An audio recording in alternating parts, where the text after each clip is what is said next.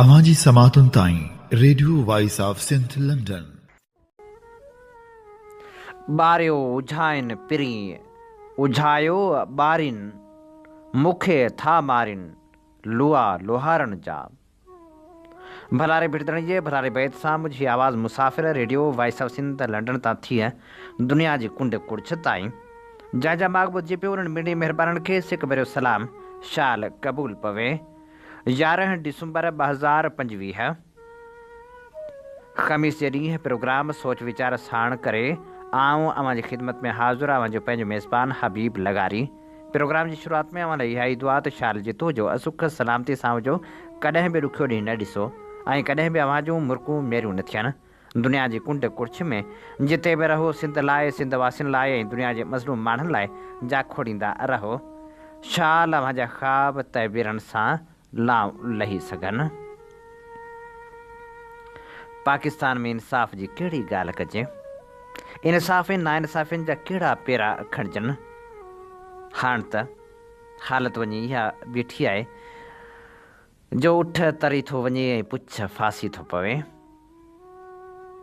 Social media ते Islamabad high court जे जज जे पुट हथां 2 निगरनि खे गाॾी हेठां चिफाड़े मारण वारो मामिलो लगातार टॉप ट्रेंड बणियल आहे। सीनियर साफ़ी साक़िब बशीर लिखियो आहे त हिकु त गाॾी जी नंबर प्लेट जाली हुई, ॿियो त ॼाण मूजिबि उहा गाॾी न जज जी हुई न ई जज जे पुट जी, बल्कि जज जे पुट जे कंहिं दोस्त जी हुई। हीअ अशराफिया जो मुल्क न आहे। कार्रवाई सिर्फ़ु उन ख़िलाफ़ु थींदी आहे जेको कमज़ोर आहे। सारा अनवरद लिखियो, लाहौर में एडिशनल सेशन जज नूर मोहम्मद बिस्मिल जे कमरे मां 2 सूफ़ ऐं 1 हैंड वॉश चोरी थी वियो, जंहिंजी FIR थाणे इस्लामपुरा में दाख़िल करे पुलिस जांच शुरू करे ॾिनी ऐं चोरनि खे ॻोल्हण में लॻी वई आहे। ॿिए पासे जज जे पुट 2 निगरनि खे क़त्ल करे छॾियो, का बि कार्रवाई न थी। नाइंसाफ़ियुनि जे हिन जहान में ही मामला ॾाढा अजीब आहिनि। केतिरा ई केस माज़ी जे मज़ारनि में दफ़न बि थी वञनि था, पर पंहिंजा निशान छॾे था वञनि। केतिरियूं ई ॻाल्हियूं जेके मंज़र आम ते ईंदियूं रहनि थियूं ऐं तारीख़ जा वर्क जॾहिं बि वराइजनि था तॾहिं इहा ॻाल्हि ज़हन में अचे थी त इंसाफ़ किथे आहे। कुझु फ़ैसिला अहिड़ा हूंदा आहिनि जेके इंसाफ़ खे अमर करे वेंदा आहिनि, कुझु फ़ैसिला अहिड़ा हूंदा आहिनि जेके बदनुमा दाग़ ते रहिजी वेंदा आहिनि ऐं जमहूरियत खे कमज़ोर करे वेंदा आहिनि। जेकॾहिं अदालती फ़ैसिलनि में ग़लती थिए त पोइ सॼो अदालती ढांचो ई बेकार थी वञे थो। अदालती फ़ैसिलनि वारी इन सूरत हाल ते नज़र डोड़ायूं था ऐं इजाद माज़ी जा वर्क वरायूं था। जेकॾहिं अदालती फ़ैसिलनि में ग़लती थिए त पोइ सॼो अदालती ढांचो बेकार थी वञे थो। अदालतनि जो असल मक़सदु इंसाफ़ मुहैया करणु, मज़लूम खे तहफ़ुज़ ॾियणु ऐं ताक़तवर खे क़ानून जे ताबे रखणु आहे। पर जॾहिं फ़ैसिला गैर शफ़ाफ़ हुजनि, सियासी असर हेठि हुजनि या गैर ज़िम्मेवार हथनि में हुजनि, तॾहिं अवाम जो एतमाद अदालतनि तां ख़तमु थी वञे थो। पाकिस्तान में इहो हिकु वॾो अलमियो बणिजी चुको आहे। अदालतूं जेके इंसाफ़ जो आख़िरी दरवाज़ो हुजनि थियूं, अॼु पाण ई सवालनि जे घेरे में बीठियूं आहिनि। नाइंसाफ़ फ़ैसिलनि, सियासी असरनि, ताक़तवरनि जे बचाव ऐं ग़रीब जे आवाज़ खे दॿाइण वारी रिवायत हिन निज़ाम खे सख़्तु नुक़सानु पहुचायो आहे। केतिरनि ई तारीख़ी केसनि में अहिड़ा फ़ैसिला साम्हूं आया जिन न सिर्फ़ क़ानूनी बुनियादनि खे कमज़ोर कयो, पर अवाम जो अदालतनि तां एतमाद बि लोड़े छॾियो। हिकु तरफ़ केसनि जो अंबार, सालनि जा साल इंतज़ार, जाच जी घटिताई ऐं वकीलनि जा चालाक हरबा। ॿिए तरफ़ जजनि ते दॿाउ, शफ़ाफ़ियत जो फुक़दान ऐं फ़ैसिलनि में तज़ाद। इहे सभु ॻाल्हियूं साबित कनि थियूं त अदालती ढांचो कमज़ोर ऐं बेअसर थी चुको आहे। जॾहिं हिकु ग़रीब माण्हू पंहिंजे हक़ लाइ सालनि ताईं अदालतनि जा चकर कटे आख़िरकार मायूस थी वापसि मोटे थो ऐं ताक़तवर माण्हू हिकु काग़ज़ जी थैलीअ सां बरी थी वञे थो, तॾहिं इहो साफ़ ज़ाहिर आहे त इंसाफ़ कंहिं किताब जो लफ़्ज़ त आहे। असांजे मुल्क में केतिरा ई अहिड़ा फ़ैसिला थिया आहिनि जेके न सिर्फ़ क़ानूनी नुक़्ते नज़र खां कमज़ोर हुआ, पर समाजी इंसाफ़ जे रूह सां बि टकर खाईंदा हुआ, जंहिंमें जिन रियासत जे मुस्तक़बिल, जमहूरियत ऐं आइन ते गहरो असरु विधो। बदकिस्मती सां कुझु फ़ैसिला अहिड़ा थिया जेके मार्शल जी मंज़ूरी जो सबबु बणिया ऐं कुझु फ़ैसिला अहिड़ा जिन रियासत में ताक़त जी हुक्मरानी खे क़ानूनी जवाज़ ॾिनो। उन्हनि मां 2 फ़ैसिला सभ खां अहम आहिनि। Number 1 Maulvi Tamizuddin Khan case 1954, state versus Dosso case 1958, Maulvi Tamizuddin Khan case, जमहूरियत जो क़त्ल। हीउ केस पाकिस्तान जी तारीख़ जो सभ खां अहम ऐं सभ खां वधीक तनक़ीद थियल हुकम आहे। पाकिस्तान क़ाइमु थियण बाद क़ानून साज़ असेंबली आइन ठाहिण में मसरूफ़ हुई। 1954 में गवर्नर जनरल ग़ुलाम मोहम्मद बिना कंहिं इख़्तियार जे क़ानून साज़ असेंबली खे ओचितो बरतरफ़ करे छॾियो। असेंबली जे स्पीकर मौलवी तमीज़ुद्दीन ख़ान उन कार्रवाई खे चैलेंज कयो ऐं केस सुप्रीम कोर्ट में वियो। Supreme court chief justice Munir जी सरबराही में एक गैर मंतकी ऐं सियासी फ़ैसिलो ॾिनो। अदालत चयो त गवर्नर जनरल जी मंज़ूरी खां सवाइ असेंबली क़ानूनी न हुई, यानी असल में अदलिया गवर्नर जनरल जे गैर आइनी क़दम खे जवाज़ फ़राहम कयो। उन जो नतीजो इहो निकितो जो पाकिस्तान जो पहिरियों आइन ख़तमु थी वियो। पार्लियामेंट कमज़ोर थी, गवर्नर जनरल जी ताक़त वधी वई। जमहूरियत जे बुनियादनि ते पहिरियों धकु लॻो। मुल्क में एग्ज़िक्यूटिव गवर्नेंस जो रिवाज विधो। इहे सभु शयूं बाद में मार्शल लाइ रस्तो ठाहिण जो सबबु बणियूं। Number 2 state versus Dosso case, martial खे क़ानूनी हैसियत ॾियण वारो। 1958 में जनरल अयूब ख़ान मार्शल लॻायो, मुल्क खे सियासी बहराननि में ॾिसी इक़्तिदार संभालियाई। मार्शल खे चैलेंज कयो वियो ऐं केस सुप्रीम कोर्ट में आयो, जंहिंखे तारीख़ में दोसू केस चयो वञे थो। चीफ जस्टिस मुनीर ॿीहर हिकु अहिड़ो फ़ैसिलो ॾिनो जेको पाकिस्तान जी तारीख़ में क़ानूनी तबाही जी अलामत सम्झो वञे थो। हीअ ॿई केस साबित कनि था त पाकिस्तान में जमहूरियत खे अदलिया पाण कमज़ोर कयो। आइन जी बालादस्ती बदिरां ताक़त जी बालादस्ती खे क़बूलियो वियो।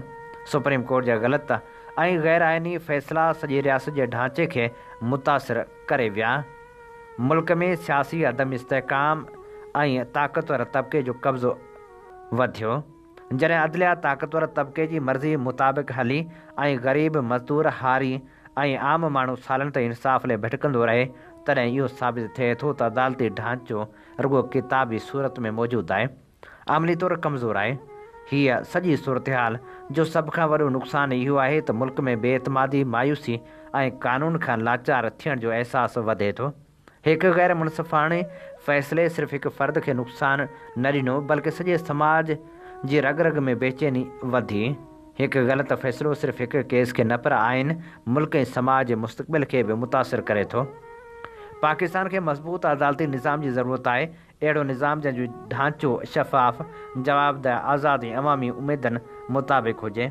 जेकॾहिं अदालती ढांचे में सुधारा न आंदा विया, जज साहिबान जी चूंड ऐं एहतसाब जो मुनसिफ़ाणो तरीक़ो न ठाहियो वियो ऐं अदालतनि खे सियासी असर खां आज़ादु न कयो वियो, त पोइ इंसाफ़ रुॻो हिकु लफ़्ज़ रहिजी वेंदो, हक़ीक़त न। मज़बूत क़ौम लाइ मज़बूत अदलिया ज़रूरी आहे ऐं मज़बूत अदलिया तॾहिं ई मुमकिन आहे जॾहिं अदालतूं पंहिंजे फ़ैसिले में आज़ादु, बेधड़क, जवाबदाह ऐं हर तरह जे दबाव खां पाक हूंदियूं। अवां जी समातुनि ताईं radio voice of Sindh London. Karachi जो शहर सभ खां वॾो मुआशी शहर आहे ऐं मईशत में करंगे जी हॾी वारी हैसियत रखे थो। कराची जंहिंमें बंदरगाह बि आहे, सिंध समेत सॼे पाकिस्तान जी वॾी मार्केट आहे। सवाल इहो आहे त उनजी मालिकी कीअं मुमकिन आहे, कराची खे कीअं पंहिंजो बणाए सघिजे थो। इन बाबति कैनेडा में रहंदड़ आसिफ़ जावेद लिखे थो, तव्हां 5000 साल पुराणी तहज़ीब जो गोल्ड मेडल पाए, सिंधी टोपी ऐं अजरक पाए कराची जे रोडनि ते घुमंदा फिरंदा रहो, नारा हणंदा रहो, पर अव्हां खे कॾहिं बि कराची जी मालिकी न मिलंदी, छो तव्हां कराचीअ जी मार्केट इकनामी जो हिसो न आहियो। जेकॾहिं मालिकी घुरिजे त पोइ मार्केट इकनामी जो हिसो बणिजणो पवंदो। हिन समाजी ऐं सियासी साइंस जो क़ानून आहे, मार्केट में दाख़िल थियण खां सवाइ अव्हां कंहिं सोसाइटी जो हिसो न बणिजी सघंदा। मईशत जी पंहिंजी साइंस आहे, डिमांड ऐं सप्लाई जे विच में जेको खिला पैदा थिए थो, जेको ख़ाल रहिजी थो वञे, उहो मुल्क जे ॿिनि इलाइक़नि मां आयल मज़दूर, कारीगर, हुनरमंद, वापारी ऐं कारोबारी माण्हू भरींदा आहिनि। खिला भरिजी रहियो आहे ऐं क़ौम परस्त सिंधी हसरत सां ॾिसंदा रहनि था। सिंध जी 100 सैकड़ों सरकारी नौकरियुनि ते कब्ज़ो करण बावजूद बि अॼु अव्हां ख़ाली हथ आहियो, छो त अव्हां मार्केट इकनॉमी जो हिसो न आहियो। अव्हां रुगो सरकारी नौकरियुनि वारी करप्शन इकनॉमी जो हिसो आहियो। सिंध ख़ासि तौर कराची जी मार्केट में अव्हां जो हिसो ॿुड़ी आहे, पर करप्शन इकनॉमी में अव्हां जी भाईवारी 100 सैकड़ो आहे।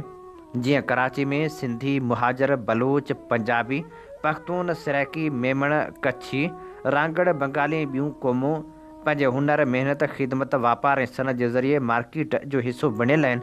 अव्हां बि ईअं करियो, मालिकी पाण मुरादो मिली वेंदी। सिंधी टोपी पाए ऐं अजरक ओढ़े कराची में नचण, ॻाइण या सक़ाफ़ती तक़रीबूं करण सां सक़ाफ़त उजागर त करे सघिजे थी, पर हथ कुझु न ईंदो।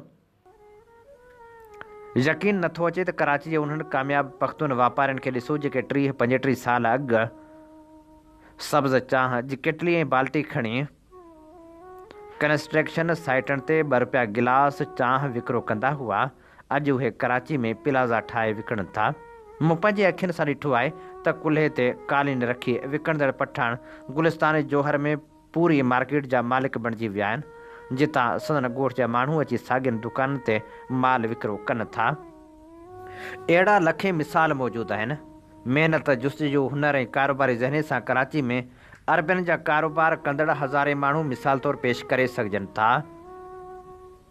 बनू ऐं कोहाट खां आयल उहे माण्हू जेके पहिरीं फिशरीज़ मां मच्छी ख़रीद करे साइकिल ते मुख़्तलिफ़ इलाइक़नि में विकिरो कंदा हुआ, अॼु डीप सी ट्रालर में मच्छी पकड़े दुनिया खे एक्सपोर्ट करे डॉलर कमाए रहिया आहिनि। हीउ सभु कुझु हुनरमंदी, महिनत, जुस्तजू ऐं कारोबारी सरगर्मी जो नतीजो आहे। हीउ असल ऐं वाहिद रस्तो आहे। ॿियो रस्तो चोरी, धाड़े, रज़नी ऐं बदमाशी जो आहे, जंहिं लाइ सॼो कराची खुलियल आहे। चूंड अव्हां जी पंहिंजी आहे। यकीन नथो अचे त सिंध यूनिवर्सिटी वञो, कंहिं सिंधी प्रोफेसर खां पुछो, या कराची में अब्दुल हफ़ीज़ बलोच खां, या सिंध जे मुमताज़ दानिश्वर इब्राहिम साले मोहम्मद खां, या अमेरिका में रहंदड़ साफ़ी हसन मुजतबा खां, या प्रोफेसर अब्दुल हफ़ीज़ कुंभार खां, जंहिंजो दुनिया जो सफ़र सभिनी खां वधीक आहे। उन्हनि सभिनी वटि सिंध जी समाजी डायनामिक्स जी वॾी सम्झ आहे। कसूर अव्हां जो न आहे। मनसूबाबंदी कंदड़नि सिंध, ख़ासि तौरु कराची जी डेमोग्राफी ऐं समाजी सियासी जोड़जक ईअं ठाही आहे जो क़ौमपरस्त तनज़ीमनि खे पेरोल ते रखी आम सिंधी खे मुहाजर दुश्मनी वारी ट्रक जी बती पुठियां फासायो वियो आहे। को सिंधी दानिश्वर साम्हूं नथो अचे जो आम सिंधी खे ॿुधाए त तूं ग़लति ट्रक जी बती पुठियां डोड़ी रहियो आहीं।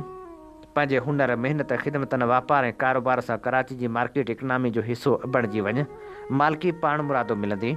मार्केट में सिंध जो डोमिसाइल नथो हले। नई नस्ल परस्ती सां मार्केट में शेयर मिले थो। ॿियनि क़ौमनि खे ॾिसो, को गिलगित खां आयो आहे, को चित्राल खां, को आज़ाद कश्मीर खां, को क़बाइली इलाइक़नि खां, को ख़ैबर पख्तूनख्वा खां, को सराइकी खां। सभु डिमांड यानी घुर्ज ऐं सिप्लाई जो ख़िला भरींदे मार्केट में जाइ ठाहे रहिया आहिनि, ऐं तव्हां मुहाजर दुश्मनी वारी ट्रक जी बती पुठियां डोड़े रहिया आहियो। ट्रक आहे जो रुकजण जो नालो ई नथी वठे, न रुकंदो न रोकबो। हीअ समाजी डायनामिक्स जी रांदि आहे। जेको रांदि खे सम्झी वठंदो उहो ई खटे वेंदो। मां सिंध जो पुटु ऐं धरती जो फ़र्ज़ंद आहियां। नस्लनि ऐं इस्लाहनि सिंधी आहियां। मुहाजर मुंहिंजी ॿोली वारी सुञाणप ज़रूरु आहे। 5 नस्ल गुज़री चुका आहिनि। सिंध में आबाद आहियूं। हिते कमायूं था, हिते ख़र्च करियूं था, हिते ई मरंदुसि ऐं हिते ई दफ़न थींदुसि। मूंखे कंहिंजे सर्टिफिकेट जी ज़रूरत आहे। सिंध मुंहिंजी माउ आहे। मुंहिंजे हथ में सिंध जो डोमिसाइल ऐं पाकिस्तान जो पासपोर्ट आहे, ऐं मां पंहिंजे वतन पाकिस्तान ते फ़ख़्रु कयां थो। हीअ असीं अव्हां जी समातनि जी नज़र करे रहिया हुआसीं आसिफ़ जावेद जो लिखियल ख़ूबसूरत लेख। अव्हां जी समातुनि ताईं radio voice of Sindh London. हीअं ॿुधी रहिया आहियो radio voice of Sindh London. अव्हां जी ख़िदमत में प्रोग्राम पेश कयो पियो वञे सोच वीचार जे हिन सफ़र में आऊं अव्हां सां मुख़ातिब जो पंहिंजो मेज़बान हबीब लगारी। हाणे प्रोग्राम में पेश करियूं था सिंध हाई कोर्ट जे सीनियर वकील इंद्रजीत लुहाणे जो लिखियल ख़त, जेको हुन chairman election Sindh bar council high court bar district bar ऐं ॿियनि ॾांहुं लिखियो आहे। हूअ पंहिंजे ख़त में लिखनि था 2025-26 जी चूंड लाइ सख़्त सुञाणप कानून मुताबिक़ शफ़ाफ़ अमल जी दरख़्वास्त। मोहतरम जनाब, अदब सां रज़ा आहे त हाई कोर्ट बार एसोसिएशन ऐं डिस्ट्रिक्ट बार एसोसिएशन हैदराबाद जी ईंदड़ चूंड 2025-26 बाबति ही दरख़्वास्त तव्हांजी ख़िदमत में पेश करियां थो। बार जी साख़ ऐं उनजा मेंबर जिन जो एतमाद इन्ही में आहे त चूंडूं मुकमिल तौर ते बार काउंसिल एक्ट 1973 ऐं Pakistan bar council election rules 1976 मूजिबि अमल में आंदियूं वञनि। हेठि कानूनी नुक़्तनि जी निशानदही करणु ज़रूरी आहे।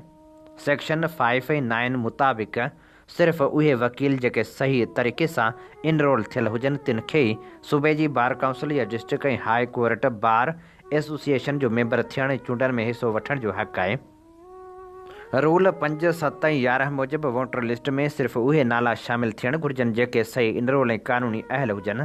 सेक्शन 28 मूजिबि हुकूमत जा मुलाज़िम या फुल टाइम नौकरी कंदड़ शख़्स वकील तौरु इनरोल नथा थी सघनि, पर अमली तौर ते अहिड़ा माण्हू अञा बि रोल में आहिनि ऐं गैर क़ानूनी तौरु वोट विझनि था। केतिरा ई ईअं सॼियल वकील ॿिनि सूबनि में हिकु ई वक़्तु मेंबर आहिनि, जेको सिधो सो कानून जी भञकड़ी आहे। गुज़िरियल तजुर्बे मां ज़ाहिर थियो आहे त वोटर लिस्ट में जाली गैर फ़ाल या अहल न थींदड़ माण्हुनि जा नाला शामिल रहिया आहिनि, छो त सही जांच सुञाणप नथी कई वञे।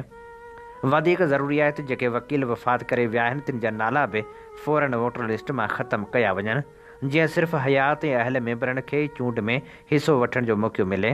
हीउ क़दम चूंड जी पाकीज़गी ऐं साख खे क़ाइमु रखण लाइ लाज़मी आहे। इन्ही करे अदब सां गुज़ारिश आहे त हाई कोर्ट बार एसोसिएशन ऐं डिस्ट्रिक्ट बार एसोसिएशन जे चूंडनि खां अॻु सभिनी मेंबरनि जी मुकमिल जांच नादरा जे बायोमेट्रिक, ट्रेज़री, चालान ऐं थंब इम्प्रेशन ज़रिए कई वञे। इलेक्शन कमेटी खे हिदायत कई वञे त वोटर लिस्ट मुकमिल तौर ते कानून ऐं क़ाइदनि मूजिबि हुजे। ॿिनि सूबनि जा मेंबर, सरकारी मुलाज़िम ऐं गैर अहल माण्हुनि जा नाला फ़ौरन ख़तमु कया वञनि। जाली या कूड़ी इनरोलमेंट कंदड़ ख़िलाफ़ सेक्शन 41 तहत सख़्त कानूनी कार्रवाई कई वञे। अदब सां गुज़ारिश आहे त जेकॾहिं उहे क़दम न खयां विया त चूंडनि जी पाकीज़गी शक जे वर चढ़ी वेंदी ऐं कानून जे हिन मुक़दस पेशे खे नाक़ाबिल इतलाफ़ी नुक़सानु पहुचंदो। उन करे अव्हां जी आला ऑफिस खां पुरज़ोर अपील आहे त सिंध बार काउंसिल ऐं उनजी इलेक्शन कमेटी खे सख़्ती सां कानून ते अमल कराइण लाइ हिदायतूं जारी कयूं वञनि त जीअं आज़ादी, शफ़ाफ़ियत ऐं इंसाफ़ सां चूंडूं अमल में अची सघनि। अर्ज़दार एडवोकेट इंद्रजीत लुहाणो। नएं देरे मां नामियारो शाइर मंज़ूर मंकी सिंधी अदबी संघ जे चूंडनि बाबति लिखे थो। गोबंद माली, शेख याज़, तनवीर अब्बासी ऐं ग़ुलाम हुसैन रंगरेज़ वारी सिंधी अदबी संगत अगस्त साल 2017 में अमली तरह ख़तमु थी वई। हाणे बि इलेक्शन में सरकारी सेक्रेटरी जनरल थींदो। मां ॻाल्हाइण ई न पिए चाहियो, पर कुझु सॼणनि फ़ोन करे चयो तव्हां सिंधी अदबी संगत में वापसि अची वरी कमु करियो। मां उन्हनि खे जवाबु ॾेई छॾियो ऐं हिते साॻियो मौक़िफ़ पंहिंजे ॿियनि घणघुरनि दोस्तनि ऐं सॼणनि ते बि वाज़े थो करियां त मौजूदा सरकारी वाठनि ऐं चाकरनि वारी सिंधी अदबी संगत सिंध, गोबंद माली, शेख याज़, तनवीर अब्बासी ऐं ग़ुलाम हुसैन रंगरेज़ वारी सिंधी अदबी संगत हरगिज़ नाहे। गोबंद माली, शेख याज़, तनवीर अब्बासी ऐं ग़ुलाम हुसैन रंगरेज़ वारी सिंधी अदबी संगत अगस्त साल 2017 में अमली तरह ख़तमु थी वई। मौजूदा चाकरनि, चुकरनि ऐं नौकरनि वारी सरकारी वज़ीफ़ाई सिंधी अदबी संगत सिंध सां हाणे मुंहिंजो को बि तालुक़ु नाहे। मां 39 साल सिंध संगत में रहियसि। 14 भेरा शाख जो सेक्रेटरी ऐं केतिरा ई भेरा सिंध काउंसिल जो मेंबर पिणु रहियसि। 2 भेरा मरकज़ी इलेक्शन में मरकज़ी जॉइंट सेक्रेटरी ऐं मरकज़ी ऑडिटर तौरु चूंड पे लड़ियमि, पर सदाईं हाराइजी वियुसि। उन जे बावजूदि साल 2018 खां वठी साल 2022 ताईं मूं वॾी कोशिशि कई त सिंधी अदबी संगत सिंध खे गोबंद माली, शेख याज़, तनवीर अब्बासी ऐं ग़ुलाम हुसैन रंगरेज़ वारी सिंधी अदबी संगत सिंध वारो तक़दुस बहाल कजे, पर सरकारी दलालनि मुंहिंजी हिकु बि न ॿुधी।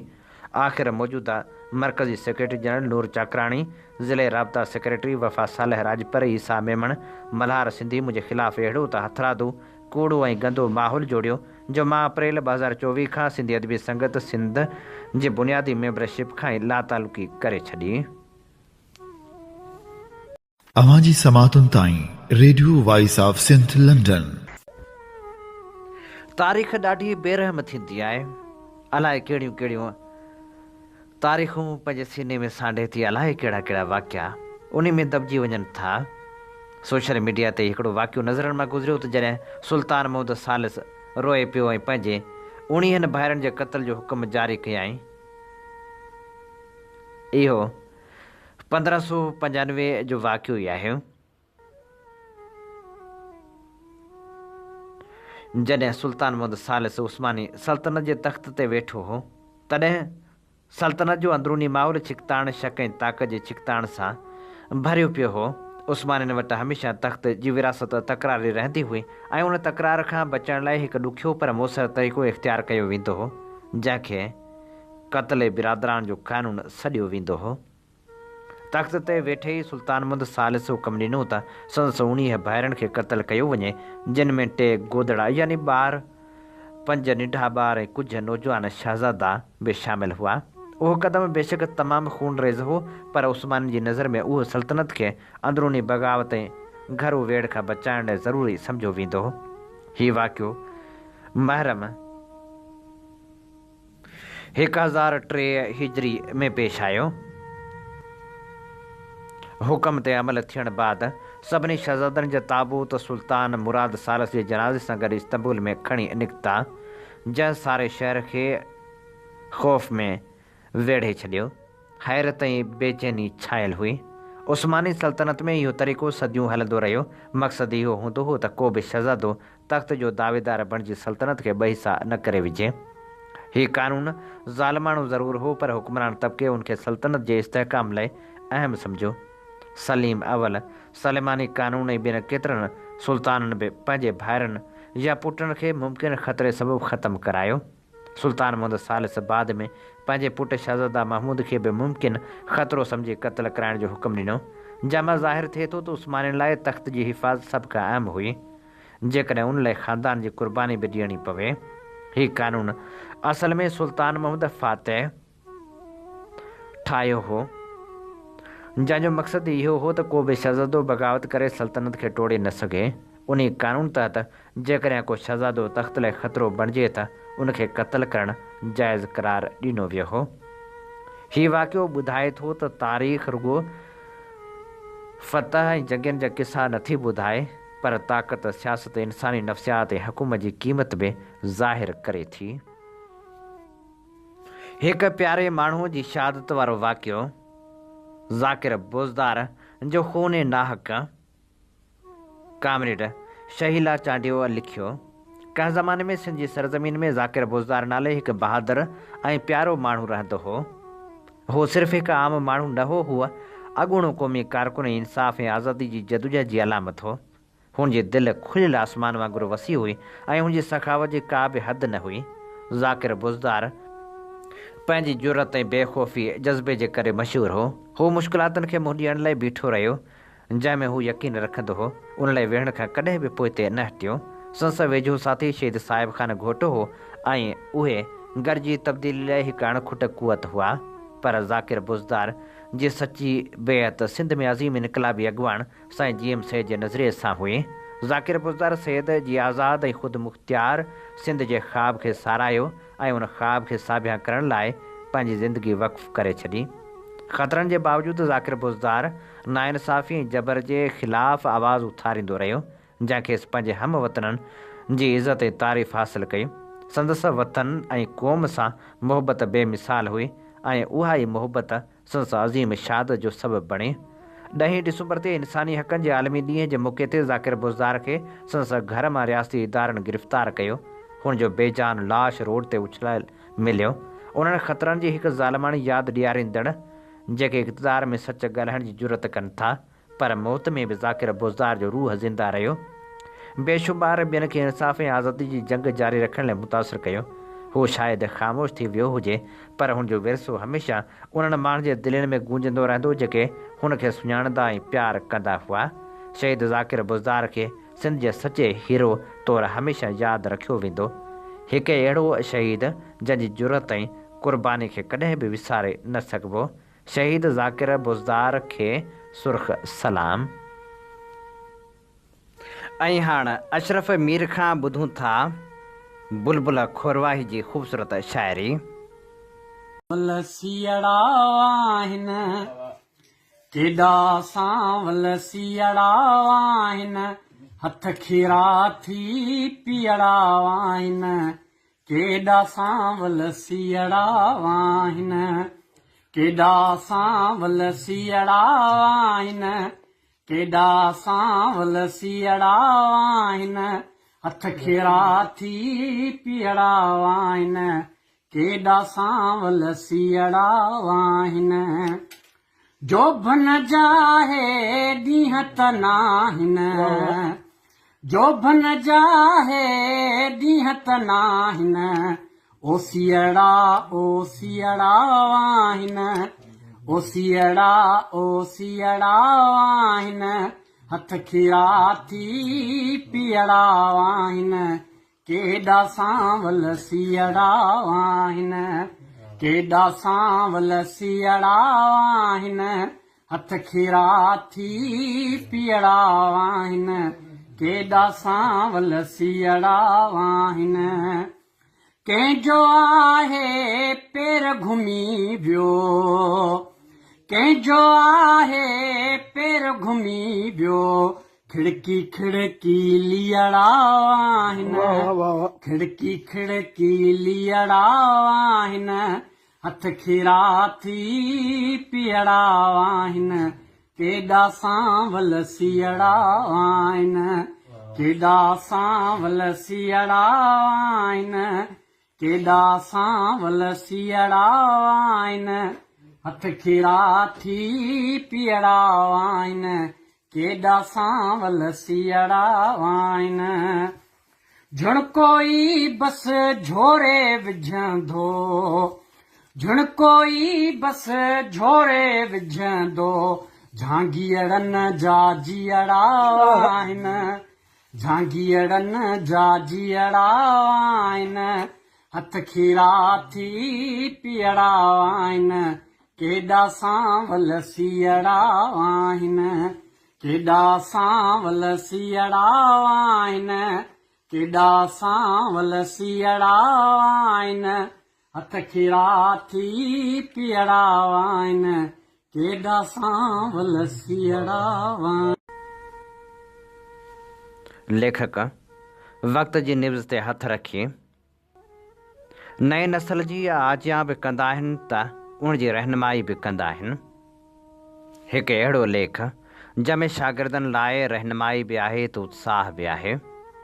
जी हा, नामेरो लेखक महमूद मुग़ल डिसंबर जा 600 सेकंड जे उनवान हेठि लिखे थो।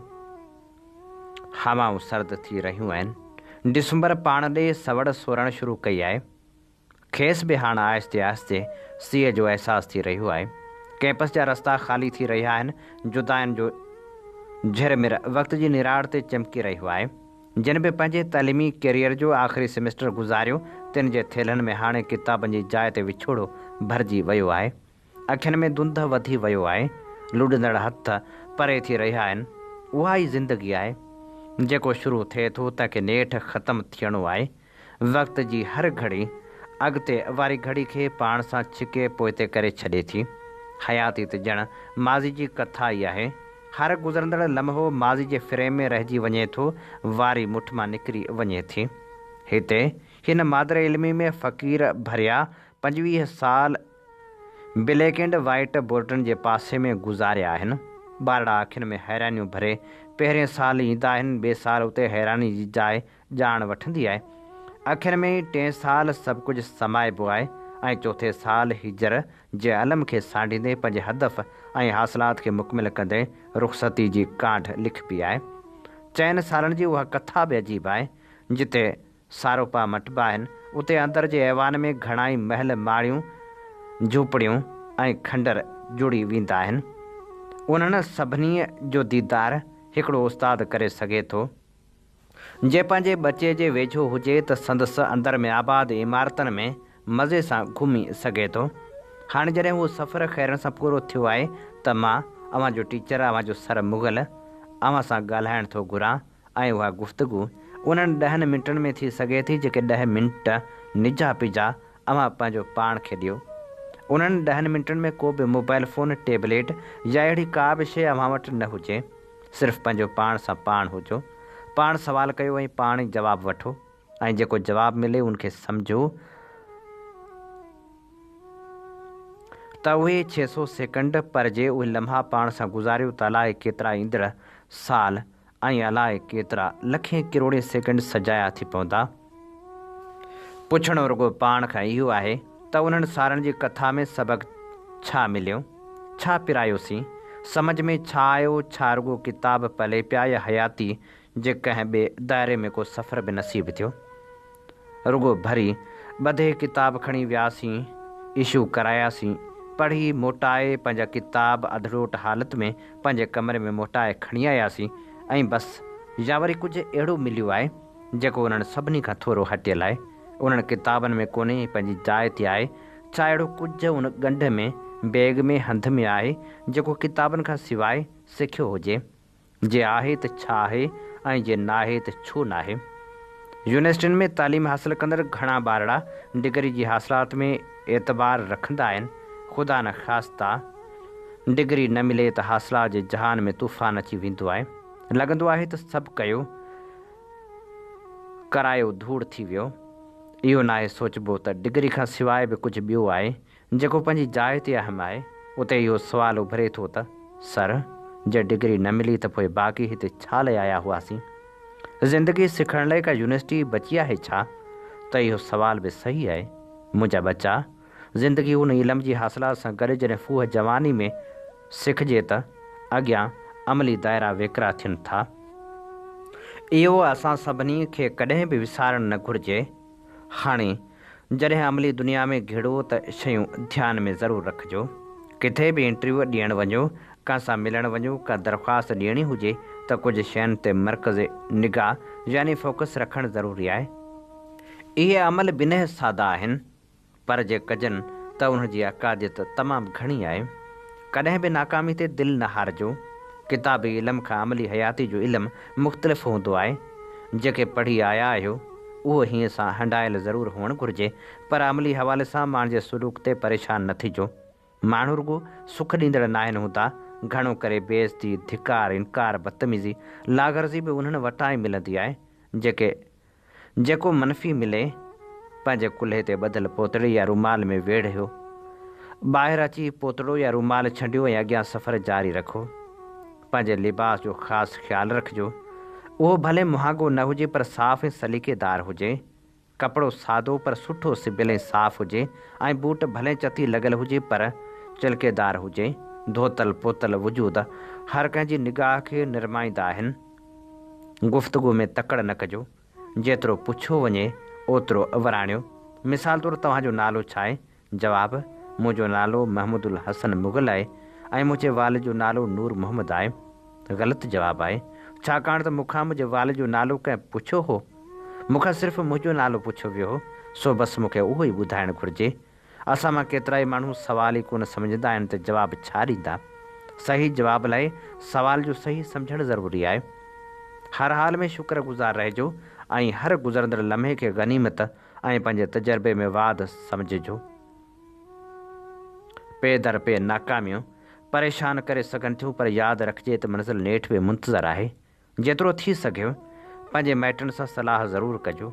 अव्हांखे इहो सोचे खिलींदी त बसि हाणे अबे अम्मा खे मुंहिंजे मामले जी कहिड़ी ख़बर, त इहा सोच ग़लति आहे। जिन हेतिरा साल ख़र्च भरे अव्हांखे उन जाइ ते पहुचायो आहे उनखे घटि न ॼाणो। जे हू अव्हांखे सही सलाह न बि ॾेई सघनि त घटि में घटि भुलाईंदा त कोन ऐं न ई भुलिजणु ॾींदा। किथे हिकु हिकायत ते निगाह पई लिखियलु हो, घर मोटिस पए त ॾिठमि हिकु कुराड़ो गंद जे दॿे मां खाधे जूं शयूं ॻोल्हे रहियो हो। मदद जो ख़्यालु आयमि। वेझो वञी पुछियोमांसि त खाइण लाइ कुझु वठी ॾियां। हुन विराणियो, जेका तुंहिंजी मर्ज़ी। पाण सां वठी आयोमांसि ऐं खाधो वठी ॾिनोमांसि। चयमि, तोखां दुआ घुरी हुई, विराणियाई। तो लाइ दुआ घुरी हुअमि त तूं मिली। मां हैरान रहिजी वियुसि त हिकु अजनबी माण्हू मुंहिंजे घुर्जण लाइ दुआ छो घुरंदो। हैरानी सां ॾांस ॾिठमि त चयाईं, अॼु सुबुह साईं रब खे अर्ज़ु कयमि, हिकु वेलो गरम मानी खाराए, को अहिड़ो बंदो मोकिल जेको बंदोबस्तु करे। तूं आहीं, अची गरम मानी वठी ॾिनई त माना तुंहिंजे लाइ दुआ घुरियमि न। संस जवाबु मुंहिंजा ठप ठारे छॾिया। मूं त कॾहिं हीअं सोचियो ई कोन्हे त को मूंखे सदाईं गरम मानी मिलंदी आहे। मां लहे सां फ्रेश खाधो खाईंदो आहियां। कॾहिं ईअं ख़्यालु ई नाहे आयो त का मानी थधी मिले थी ऐं हिते हीअ आहे जंहिंजे वॾे में वॾी हसरत हिकु वेलो गरम मानी खाइणु आहे। उन निढड़ी हिकायत खे सदाईं हीअं सां हंडाइजो, बचा पाण ते थियल महिरबानियुनि जी सोच कंदो त नाकामी, नामुरादियुनि ऐं अणहूंद जो ख़्यालु अव्हां वटां ग़ाइबु थी वेंदो ऐं वरी अव्हां हिकु नई जाखोड़ में जुड़ी वेंदो। तव्हां जेके बि आहियो, जिते बि आहियो, रब मिठड़े जलशान जे हवाले आहियो।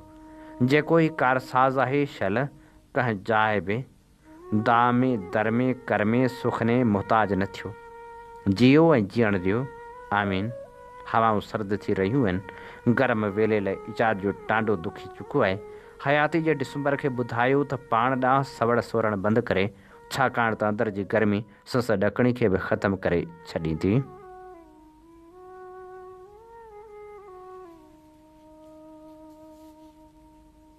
नाम्यारे लेखक महमूद मुग़ल जे इन लेख सां अॼोके प्रोग्राम जा समूरा रंग हवाउनि में विखरी चुका। पंहिंजे मेज़बान हबीब लगारी खे इन साॻी दुआ सां ॾींदा इजाज़त। वसे भिट तुंहिंजी भलारा सदा, सदा देस परदेस सारा वसन। कॾहिं सींद सिंजी न मेरी थिए, कॾहिं मोड़ कंहिंजा न मुरझाइजनि। अवां जी समातुनि ताईं radio voice of Sindh London